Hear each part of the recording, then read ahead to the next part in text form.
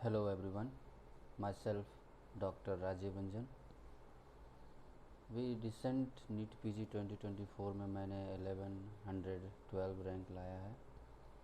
तो अभी मैं कुछ टिप्स और बेसिक कन्फ्यूज़न जो एस्पायरेंट्स को प्रिपरेशन के ड्यूरेशन में होता है उसके बारे में कुछ बताना चाहता हूँ।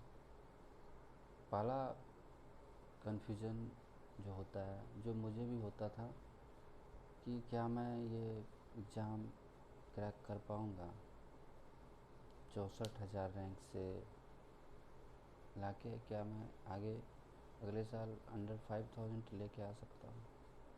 तो फिर ये डाउट होता था कि क्योंकि मैं एक लो मेडिकल गवर्नमेंट मेडिकल कॉलेज का स्टूडेंट हूँ, और फिर वहाँ पे भी मैं थ्रू आउट MBBS के ड्यूरेशन का जो मार्क कंबाइंड स्कोर था उसमें भी मेरा रैंक 100 स्टूडेंट्स में 70 के अराउंड था।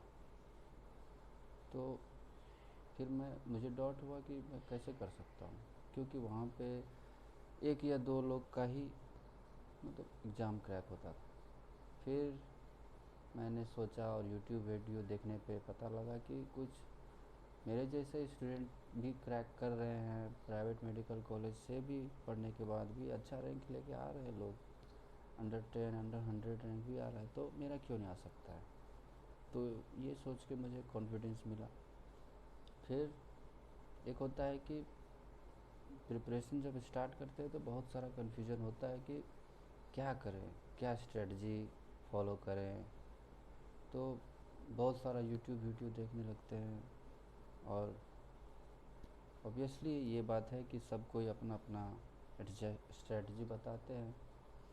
तो देखने पे कंफ्यूज हो जाते हैं कि क्या करें, मेन नोट्स ही करें, आरआर करें, कि कुछ और ऐप से पढ़ना चालू कर दें, नया एडिशन से पढ़ें, या क्यू बैंक करके ही एग्ज़ाम क्रैक करें जीटी करके। तो कन्फ्यूज़न होता है, और आप कन्फ्यूज़न होंगे, और मैं भी कन्फ्यूज्ड हुआ था।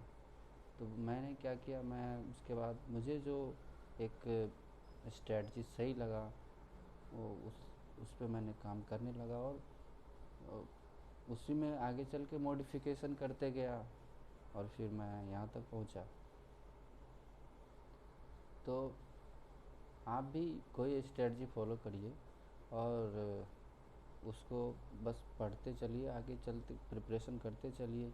फिर आपको खुद आइडिया लगने लगेगा कि क्या करना है आगे। क्योंकि बहुत सारा वीडियो आप देखने के बाद आपको समझ में नहीं आएगा कि आखिर ये बात जो बोल रहे हो सही है कि नहीं। उसका इम्पोर्टेंस आपको समझ में तभी आएगा जब आपका उस लेवल का प्रिपरेशन होगा।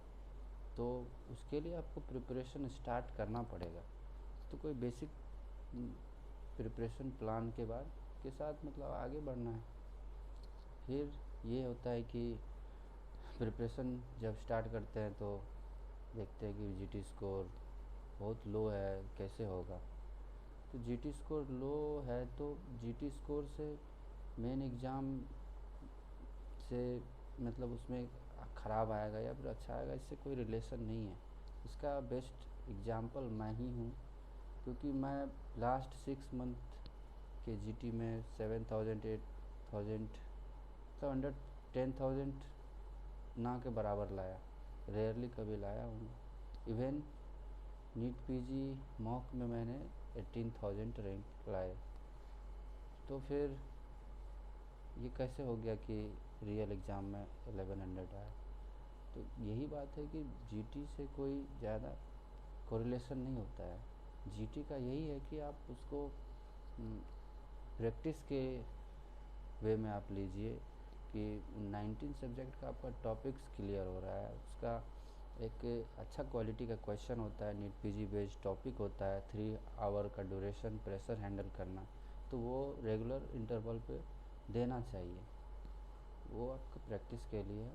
और आप जब प्रिपेयर करिएगा तो वो एक टाइप ऑफ इंडिकेटर होगा कि आप अच्छा कर रहे हैं। अगर आप अच्छा प्रिपरेशन कर रहे होंगे तो उसमें आपका ग्रोथ दिखेगा, हर एक सब्जेक्ट का परसेंटाइल इम्प्रूव दिखेगा, तो वो आपको एक पुश देगा कि आप अच्छे डायरेक्शन में जा रहे हैं। बस, बाकी उसका कोई रिलेशन नहीं है कि आप मॉक में 1000 ले आए तो 1000 ही आएगा, या फिर 18,000 ले आए तो नहीं आ सकता है। आपको अपना प्लान पे काम करते जाना है till the end of your exam day, बस।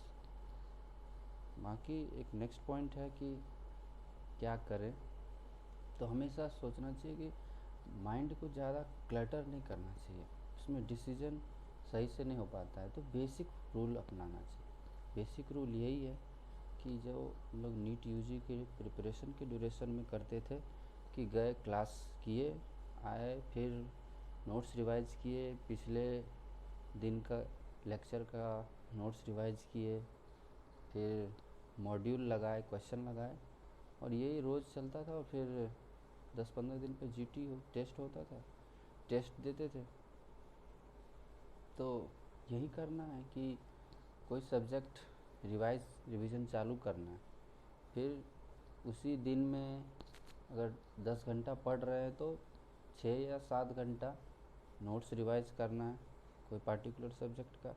फिर आप हाफ टाइम, जो बचे हुए टाइम 4 आवर 3 आवर्स में, आप उसके टॉपिक्स जो सब्जेक्ट पढ़े हैं उसका क्वेश्चन सॉल्व करिए, या और बाकी कुछ समय में 19 सब्जेक्ट का कस्टम मॉड्यूल बना के सॉल्व करिए 50 क्वेश्चंस। क्योंकि एक 19 सब्जेक्ट में वापस आने में तो वो 2-3 महीना लग जाएगा, 1-1.5 महीना तो मिनिमम लगेगा। तो उस तब तक में तो जो सब्जेक्ट आप फर्स्ट चालू किए होंगे तो भूल जाइएगा। इसीलिए जो है जीटी मतलब कस्टम मॉड्यूल देना चाहिए 19 सब्जेक्ट का, ताकि आप 19 सब्जेक्ट के टच में हमेशा रहो। यही है। बाकी मैं आगे अपना क्या मैंने through out the year plan बनाया, क्या किया, उसके बारे में बताऊंगा। Thank you for watching my videos.